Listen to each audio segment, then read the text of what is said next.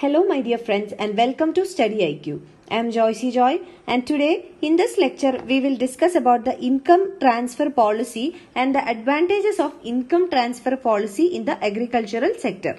Let us first understand what is the current affair related to income transfer policy. So these days there are increased number of agitations for calling the attention of the government to address the farmers' distress or the agricultural distress. And also in many videos we have discussed about the farmers' distress in many states, and various state governments have initiated various measures to address the farmers' distress. So some states have announced loan waiver policies, some states have come up with specialized schemes like Raitu Bandhu scheme in Telangana, Kalia scheme in Odisha. So various initiatives have been taken from the side of the state government as well as the union government. The union government has increased the MSP for various crops. So all these are measures in order to address the farmers' distress and also to meet the target of the union government in order to double the farmers' income. Now, even after implementing lot of measures, schemes, policies, we see that the farmers' issues or the agricultural distress is not completely solved. So, income transfer policy combined with direct cash transfer or direct benefit transfer can to a larger extent address the farmers' issues. So, this is the current affair, and based on this we will see what is this income transfer policy and how this can address the farmers' distress. Now let us understand what are the possible solutions in order to address the farmers' distress in the country. So the most pressing problem facing the Indian farmer are the persistently lower market prices. So the fluctuation in the market prices is one major issue with Indian agriculture, and when the prices comes down, what happens? The farmers will have to sell their commodities at lesser price. Farmers will incur a loss. In India, the prices of many crops are much below than expectations and the normal trends.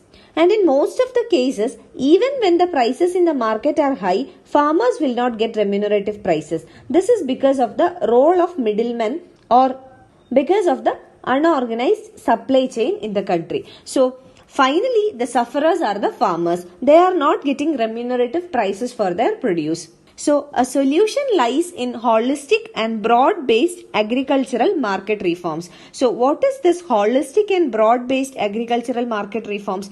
The market or the agricultural market should reform in such a way that the farmers are ensured with remunerative prices for their produce.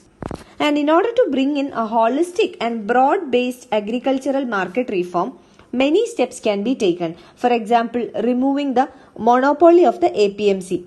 APMC is Agricultural Produce and Marketing Committee. So, the monopoly can be removed. Also, reforming the Essential Commodities Act, scaling up of negotiable warehouse receipt, innovations in building up value chains, relaxation of the land laws, also promoting contract farming, agricultural exports can be promoted. So these are all some of the measures by which the government can adopt a holistic and broad-based agricultural market reform. So we have discussed about all these measures earlier in solutions to farmers' distress video. So I'm not going to the details of all these. So by implementing all these reforms, what happens? The farmers will get remunerative prices for their produce. Their produce will have more demand and also they will be compensated with decent remuneration. But what are the problems or shortcomings with these reforms? These reforms are long-term reforms. That means these reforms entail a long gestation period and the demand of the farmers are in the shorter period. So the farmers need quick fix solutions. That means in the short run, farmers need to address this agrarian distress. They cannot wait for a longer period of time because most of the farmers in India are small and marginal farmers. So the income that they earn from one cropping season or from one agricultural season is the investment in the next agricultural season. So they cannot wait for a longer period in order for the government to implement this holistic and broad-based market reforms. But in the short term, they require certain solutions. And the government has got some options in order to quick fix short-term solutions for the farmers. So this will include, one is MSP, second one is farm loan waivers, and the third one is income support or investment support. So we will see three of these solutions which can be applied in the short term. So first let us see what is MSP. So what is MSP? MSP is minimum support price. So MSP is announced by the government before the sowing season, and through MSP government guarantees a minimum price for the produce of the farmers. So MSP ensures a minimum price for farmers' produce. But what are the shortcomings with MSP? The MSP policy pertains to a limited number of farmers. According to the NSSO, National Sample Survey Office report of 2012-13 financial year, less than 10% of the farmers in the country were able to sell their produce at MSPs. And moreover, the MSP operations mostly benefit the large farmers. Large farmers will have marketable surplus. So MSP mainly benefits the large farmers. So it means that this MSP operations exclude much of country's marginal farmers who produce little surplus. And along with that, there are issues of leakages and corruption in the system. In the procurement, stocking, distribution, there are leakages, there are also corruptions. And there are also a difference in the MSP increase formula offered by different states. So it impacts different farmers differently. So these are all some of the shortcomings with the MSP. Now coming to the second alternative, that is loan waiver. We have in detail discussed about loan waiver. So please refer to the video on loan waiver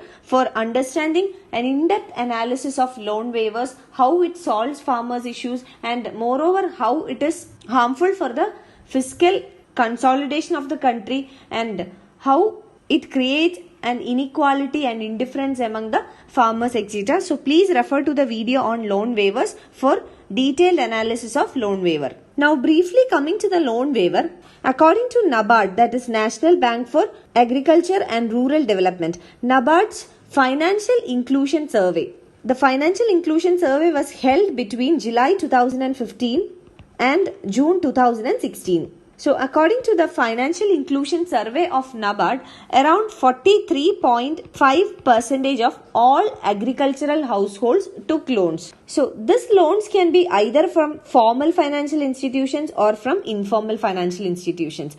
And the survey reveals that only 30% out of this 43.5% took loans from formal financial institutions. So a loan waiver impacts only the loan from formal financial institutions, which means that only 30% of the farmers will be benefited out of a loan waiver. So the conclusion is that a loan waiver is likely to benefit only this 30% of the farmers, and the remaining 70% of Indian farmers who do not have access to institutional credit will not be benefited from this scheme. And why there is a lesser access to institutional credit? It is because there is a lack of collateral with small and marginal farmers in the country. So collateral requirement is necessary if farmers have to avail loan from the formal financial institutions. So such high rates of exclusion, that means only 30% would be included if government announces a farm loan waiver. So 70% would be excluded, and this 70% will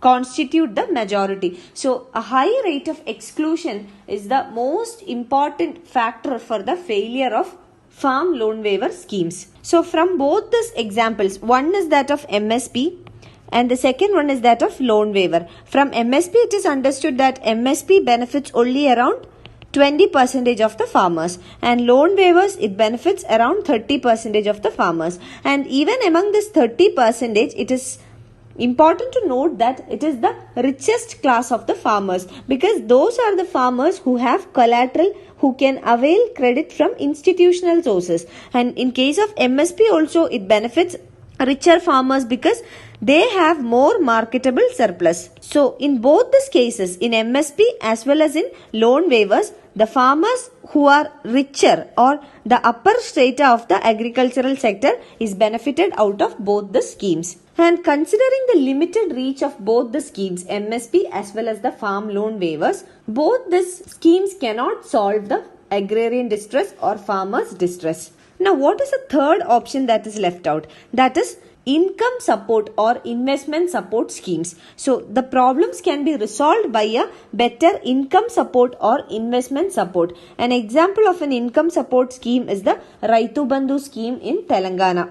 RBS. We have discussed about the Raitu Bandhu scheme. Please refer to the video on Raitu Bandhu scheme which is available on StudyIQ channel. You will get all the details of the scheme there. So briefly about the Raitu Bandhu scheme. Under the scheme, the Telangana state government provides 4,000 rupees per hectare per farmer every year for 2 cropping seasons. So this 4,000 rupees is transferred to the bank account of the farmer twice a year, coinciding with 2 cropping seasons in order to support the input prices, that is the price of the fertilizers, seeds, labor cost, etc. And considering RBS or the Raitu Bandhu scheme as a case study, it has reached almost 93% of the farmers in the state of Telangana. And from the Telangana experience, the Telangana state government says that this scheme is budget friendly compared to the loan waivers. That means economic efficiency of the Raitu Bandhu scheme is more than that of loan waivers. Now, if we compare the economic terms, a national farm loan waiver will likely cost around 4 to 5 trillion rupees per year. But an income transfer scheme, it is likely to cost only 2 trillion rupees every year. And the advantage is that the income support scheme will cover majority of the farmers. There is more inclusion with the income support scheme or investment support scheme. And also there is an opportunity of including the tenant farmers, that is landless farmers, in this income support scheme. In the example of Odisha government's income support scheme, that is Kalia, we have seen that one major feature of Kalia scheme is to include the landless farmers. So there is an opportunity or an option for the government to include even the tenant farmers or the landless farmers. And for that, a cost sharing arrangement between the center and the states is the only requirement in order to bear the financial burden of the states. So from this, it is better understood that an income transfer policy would be better than other schemes like MSP or even the farm loan waivers. And comparing the income support scheme with that of MSP and farm loan waivers, it will be more effective if the union government can come out with a draft policy and help the state governments on a national wide adoption of income support or investment support schemes. And this can be combined with the existing direct benefit transfer or direct cash transfer in case of fertilizers or power subsidies. So in case of power subsidy and fertilizer subsidy, the government is following a direct cash transfer. So this income support scheme can be combined with this direct cash transfer, and by understanding the magnitude of the farmers' distress or agrarian distress in the country, the government should try to solve this issue in a efficient and effective manner as early as possible. So this can serve as a short-term measure. And in the long term, the government can adopt all the agricultural market reforms which we have discussed. You can find the PDF of this lecture on my Facebook page, and for any queries regarding your UPSC preparations, you can get in touch with me on my Facebook page or you can email me at joyce.studiiq@gmail.com. Thank you.